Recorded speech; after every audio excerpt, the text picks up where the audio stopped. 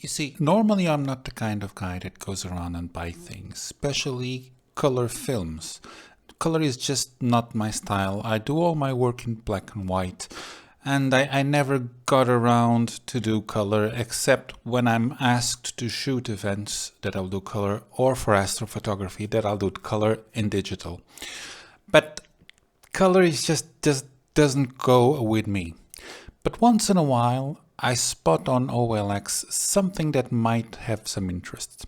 Like this one, the Kodak Ektar. Now, this film originally would be an ASA25, but as time went by, and the validation date ended in '93, it now turns it to be ASA3, which is very interesting for me, despite being in color. And I got so mesmerized on shooting this low ASA film that I just couldn't, and I repeat, couldn't let it pass. So I did what any person suffering from GAS, like I do, GAS meaning Gear Acquisition Syndrome, to send a message to the seller saying that I'm interested on the film despite being something that I don't use it, which is the color. Which, of course, started this whole thing. Oh, and by the way, I also purchased another camera, but this is beside the point.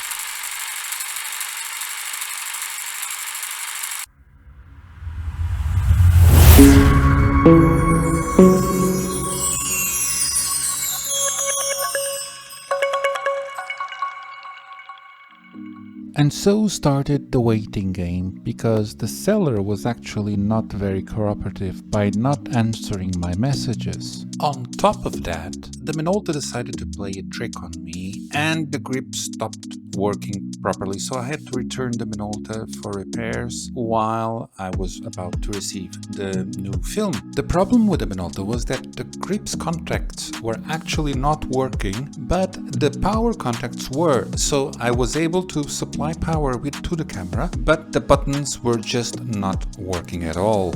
There was a huge green thingy around the contacts. But thinking about the Kodak actually reminded me that a few months ago I went to this thrift shop where I bought for €1 19 rolls of Fuji 100, and this was stored in really lousy conditions. They were full of mold. The boxes were from 2005, but they were all warped, all full of humidity.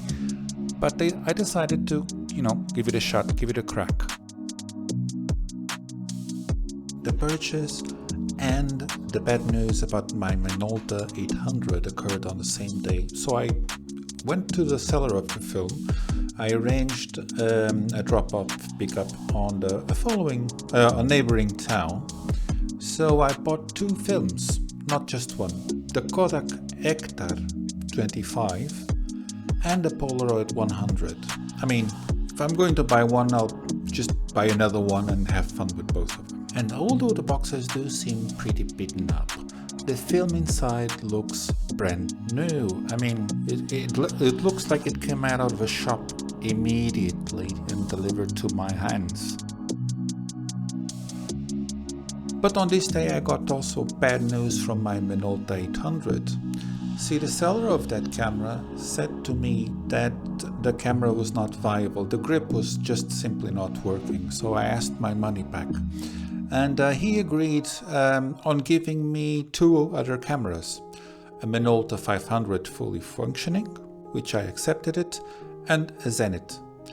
Now, for the Zenit I already had M42 lenses, so the Zenit was pretty much welcome, and the Minolta 500 is just going to be one more camera there in the shelf. But there is an issue with the Zenit that I only realized when I got home, and I'll show you what it is.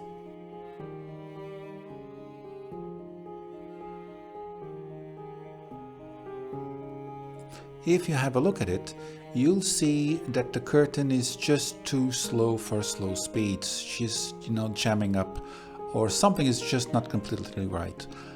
I dismantled the camera and I was pretty sure that I was able to solve it, because this is one of the tension of the spring, so it's somewhat fairly easy to do. but I decided that this was not up to me to do it. This needs professional care, and I'm going to return the camera. So it's the second camera that I'm returning. But I'm keeping this one, so they're going to lubricate the whole thing. They're going to give more tension to the spring, and like this, it's perfectly workable. And I'm going to use it on the M42, the Helios 2 that I have, which is going to turn out fine. Which then leads us to part 3, calculating the ASA.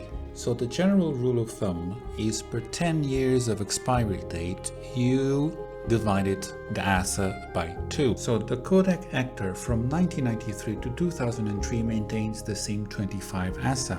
So from 213 to 223 is ASA 3. On the other hand, the Polaroid from 1991 to 2001 is ASA 100.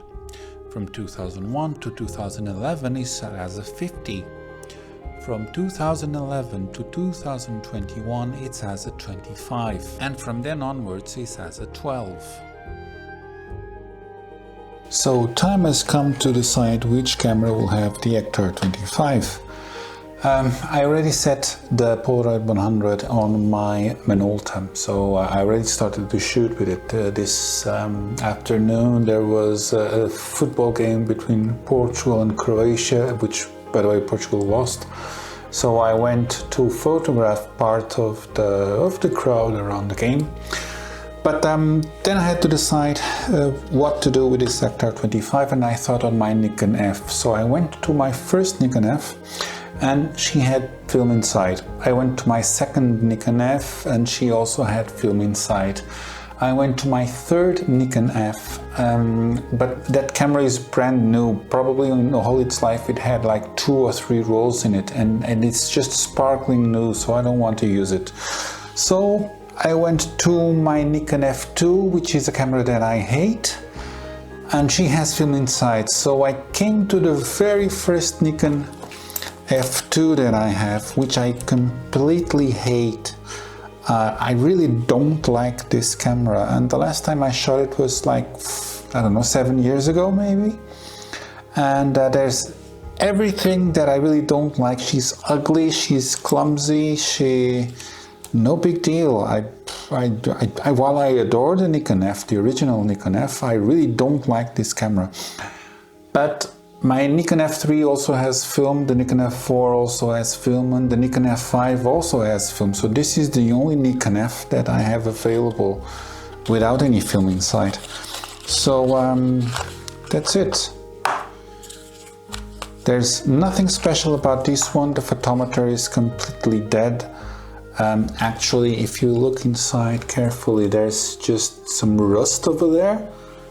I think you probably see it.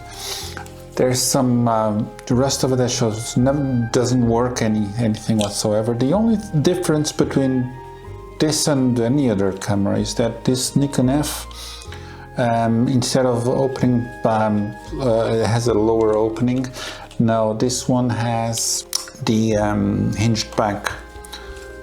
That's the only thing that this one brought in relation to the Nikon, the original Nikon F. There's another thing. All the Fs min out at ASA 12. Oh no, sorry, at ASA 9. Yeah, ASA 9. So I need to shoot these at ASA 3. So now also the other ones, the ones that I have over there, they would not work. Even with a photometer, they would be completely overexposed, because this is an ASA 3 and they min out at ASA 9. So this one actually comes in hand because, well, doesn't work the photometer, and as these ones are completely mechanical, the good thing also is that once I have the film inside, I can immediately start to shoot it, so I don't need to do the 3 shots. I'll just do 1, 2, and well, like this, it's already ready to go. This is the kit lens that was in the 60s, so it's the Nikon 50mm f2. It will work well. So pick up my trustworthy knife.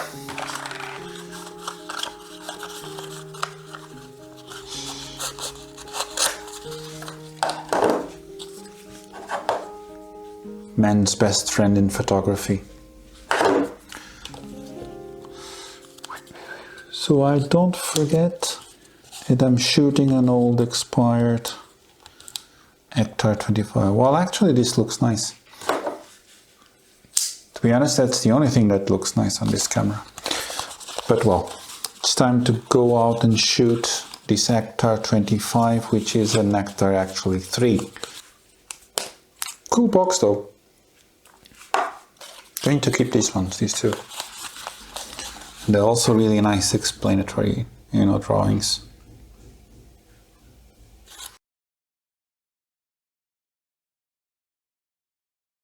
Shooting the film. Shooting the film is the easy part of all this. It's the part that gives me the most pleasure. I went to the book fair in Lisbon, which is the moment in Parque Eduardo VII, and I decided to try it over there. It seemed like the proper place to do it.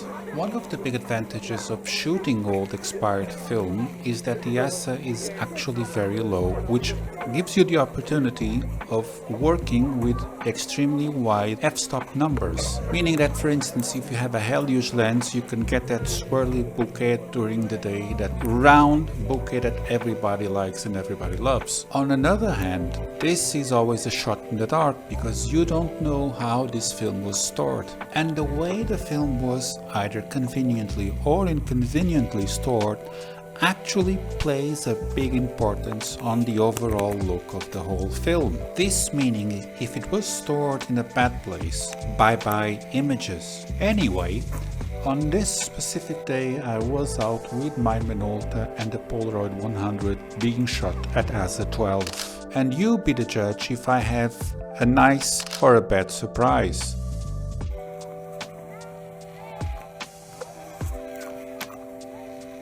The following day I went there and I took this exact same shot, however this time with a Kodak, and you can see a huge difference between both of them. Afterwards I had a lot of time in the post-processing to try to make something out of it, this Kodak Ektar 25, which, I remind you, was shot at ASA3, and even so the negative came out too thin. I did, however, finish the Polaroid 100 back at home and on my own backyard with my own dogs.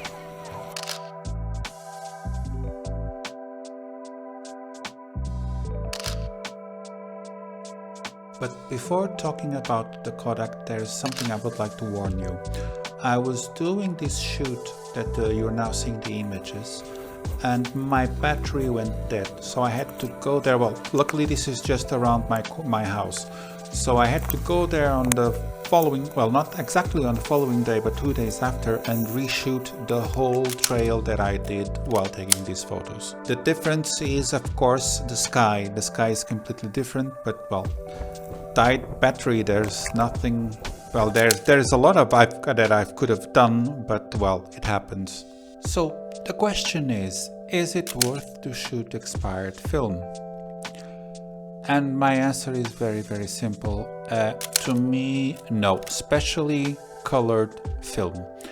The thing is, you never know how well was it stored, so you don't have any idea of what's going to be at the end. And it's just not worth it, because there are costs involved in shooting expired film. So you have to buy the film, and then afterwards you have to, either you do it yourself and you buy the chemicals, or you send it to somebody else to be developed. So an expired film will never be less than 15 euros per roll, which is expensive for something that you don't know how is it going to be. But nonetheless, truth be told, there is one image of this whole lot which was 24 plus 36. At least this one can be a keeper, and well, it is what it is. And this one is the reason why I really don't like to do this.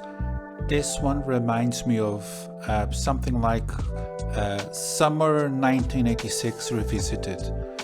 It's just bad. There's nothing to it. It screams bad taste all over it.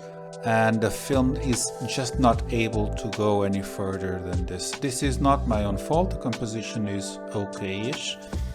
It's just the outdated film, that's it. Just, it's a good experience to do this, for you to learn, but you just have to move forward. If you want to buy expired film, please do, but don't go over a certain decade. Like, if the film is expired before 2000, just forget about it. If it's after 2010, then just go for it and buy it for a fair amount, for a fair price. Before 2000, just put a big cross. So I'll show you now on my light table the difference between Polaroid 100, which is the very first one, the Kodak Ektar, which is extremely thin and you can barely see images on it. And believe me, this was, I contrasted the image for you to be able to see something.